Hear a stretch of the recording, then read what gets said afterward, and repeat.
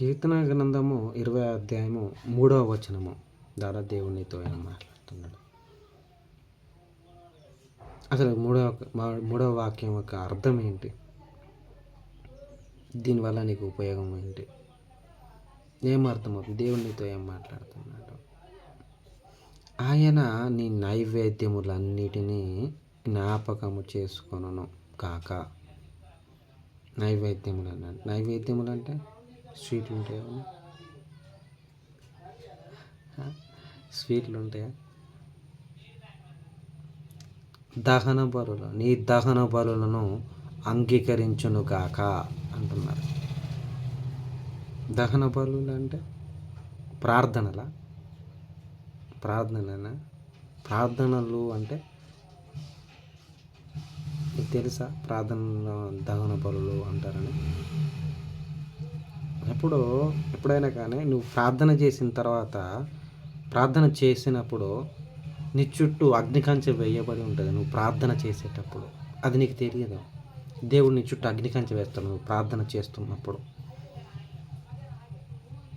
లేదా అపవాది శోధిస్తూ ఉంటుంది. ఇది అందరికి కూడా తెలియకపోవచ్చు, కానీ నాకు ఎక్స్పీరియన్స్ ఇచ్చాడు. ఆయన నీ నైవేద్యములన్నిటినీ జ్ఞాపకము చేసుకొనును. నైవేద్యములన్నిటినీ అంటే నీ ప్రార్థనలన్నిటినీ, నువ్వు కన్నీరు కార్చింది కూడా దేవుడు నైవేద్యంగా తీసుకుంటాడు. తిరుపతి లడ్డుని ఎలా ఉంటుంది? నీకు తిరుపతి లడ్డు తీయకుంటుందా? మంచిగా ఉంటుంది, తింటావు. అలాగనే దేవుడు నీ ప్రార్థనలో నీవు మోకరించి చేసిన ప్రార్థనలన్నిటినీ నైవేద్యంగా తీసుకుంటాడో, అంగీకరిస్తాడో, చూస్తాడో. చూసి పడేయడు. తిరుపతి లడ్డుని పడేస్తావా? పడేయవా? ఆయన ఏం చేస్తాడట? నీ ప్రార్థనని తీసి చూసి సంతోషిస్తాడట. సంతోషించి జవాబిస్తాడు. ఎక్కడి నుంచి? పరలోకము నుంచి జవాబిస్తాడు. చెక్ చేసుకో, నీకు ఎన్ని క్వశ్చన్కి ఆన్సర్ చేశాడో. క్వశ్చన్ ఆన్సర్ దాదాపు కొన్ని వేల ప్రార్థనలకు జవాబులు ఇచ్చి ఉంటాడు. నేను ఇచ్చాడని నిరూపిస్తాను. గంటకు ఒక 50 మందిని కాదు, 70 మందిని నిరూపిస్తా. గంటలో దేవుడు జవాబు ఇచ్చాడని చెప్పేసి ప్రార్థన చేస్తా. ఎందుకంటే ఆయన ఉత్తరం ఇస్తాడు. నాకు మొర్రపెట్టుమో, నేను నీకు ఉత్తరం ఇచ్చేదను. అప్పుడు నువ్వు నన్ను ఘనపరిచేదవు. నేను నిన్ను బట్టి సంతోషించేదను. నేను నీతో మాట్లాడుతాను. నా కుమారుడా, నేను నీతో మాట్లాడతా, నీకు సహాయం చేస్తా. I love you. దేవుడు నిన్ను ప్రేమించుచున్నాడు కనుకనే నీకు రక్షణ ఆనందమును ఇచ్చి ఉన్నాడు.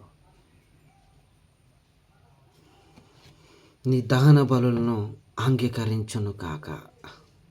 కన్నీటి ప్రార్థనలు, ఉపవాస ప్రార్థనలు ఉంటాయి. ఆ ప్రార్థనలు అంగీకరించును కాక అంటున్నాడు.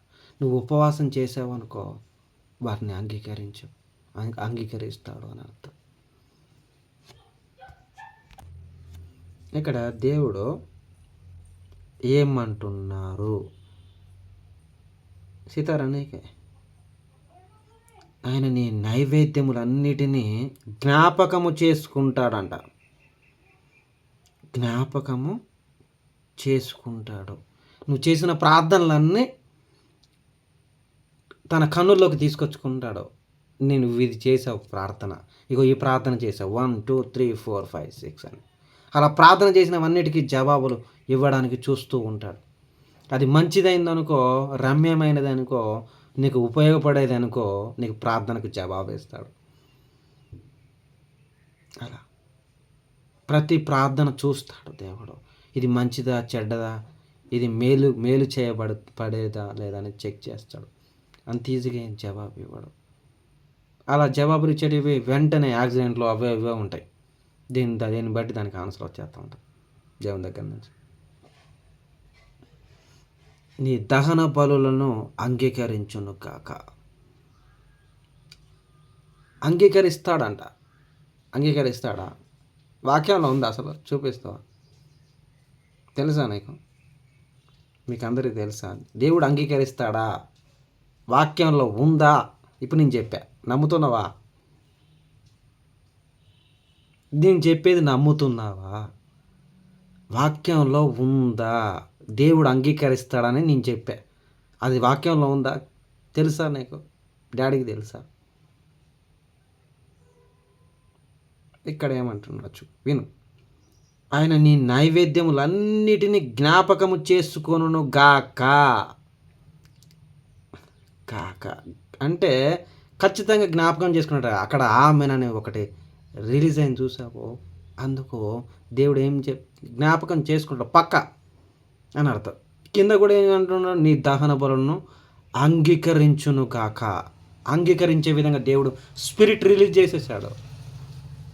అంటే వర్క్ చేస్తుంది, అది జరిగిపోద్ది అంతే. జరిగితే అని అర్థం. నీ దహన బలులను అంగీకరించును గాక అనే దేవుడు పరలోకం నుంచి ప్రార్థనకు జవాబు ఇస్తాడు. కొందరు పాపిష్టి ప్రార్థనలు కూడా చేస్తారు, వాటికి కూడా జవాబు ఇస్తాడు. ఎందుకంటే మహిమ కోసం చేయొచ్చు, కొందరిని దుఃఖపెట్టడానికి చేయొచ్చు, కొందరిని ఏడిపించడానికి చేయొచ్చు. మతోన్మాదులు అంటారు వాళ్ళనే. మతోన్మాదులు అంటే వాళ్ళే. తెలిసి దుఃఖపెట్టేవాళ్ళు అందరూ ఉండరు, కొందరు ఉంటారు. ఎందుకంటే నాకు మొర్ర పెట్టుము నీకు ఉత్తరం ఇచ్చేదను అనే వాగ్దానానికి జవాబులు ఇవ్వచ్చు. అపవాది కూడా తోడై ఉండి నడిపించవచ్చు.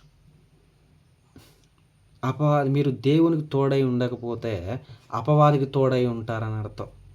అపవాది మీలో ఉండి నడిపిస్తుందని అర్థం, మిమ్మల్ని నష్టపరుస్తుందని అర్థం. మీరు నష్టపరిచే ప్రార్థన చేశారనుకో మీరు నష్టపోతారు. మీరు బాగు చేసే ప్రార్థనలు, మంచి చేసే ప్రార్థన చేశారనుకో మంచి జరుగుతుంది. మీరు ఫ్రూట్ఫుల్గా ఉన్నారా లేదనే అదే అర్థం. మీరు ఫ్రూట్ఫుల్గా ఉన్నారంటే అర్థం ఏంటంటే ఎప్పుడు కూడా మంచి చేస్తూనే ఉంటారు, చెడు చెయ్యరు. చెడు చెయ్యడు మంచివాడు, చెడు చేయడు. ప్రేమించిన వాడు మోసం చేయడు, చెడు చేయడు. ప్రేమించిన వాడే నష్టపరుస్తాడు, నాశనం చేస్తాడు, దుఃఖ పెడతాడు, ఏడిపిస్తాడు. నువ్వు వాక్యం చదివినప్పుడు పాయింట్అవుట్ చేసుకొని డైరీలో నువ్వు వాక్యాన్ని రాసుకున్న తర్వాత, దేవుడు మాట్లాడిన మాటలన్నీ రాసుకున్న తర్వాత నీకేది అర్థం కాలేదో పాయింట్అవుట్ చేసుకొని దాని గురించి తెలుసుకో. అప్పుడు నీకు జ్ఞానం సమృద్ధిగా వచ్చేస్తుంది, ఆ వాక్యానికి సంబంధించిన జ్ఞానం అంతా వచ్చేస్తుంది. అప్పుడు నెక్స్ట్ క్వశ్చన్, నెక్స్ట్ ఆ వర్డ్ ఉంటుంది, ఆ వర్డ్ నేర్చుకో. అప్పుడు ప్రార్థన గొప్పగా ఉంటుంది. అలా